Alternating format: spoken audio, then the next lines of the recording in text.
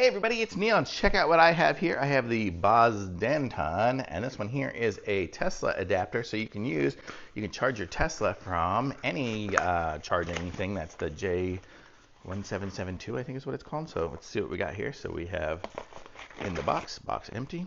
So this is all the stuff. We have a little bit of instructions, which should be pretty straightforward. It comes with a little bag. How cool is that? So we get a little bag for it, which is nice. And then this is the device.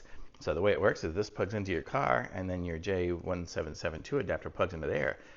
And it looks like it's got, what is this extra little thing sticking around it? I'm not sure. Let me see. I guess it's just an extra little shiny little part here. Or maybe does it rotate? I don't know. I guess it's just for decoration, but how cool is that? So you can plug this in and into a car and charge from anything. So very cool little concept there. I like it. So thumbs up, and then you put it in a little bag when you're done, and so it won't scratch stuff in your car. Just keep it in your glove box or whatever, and you're ready to go. So definitely everybody with a Tesla needs something like this.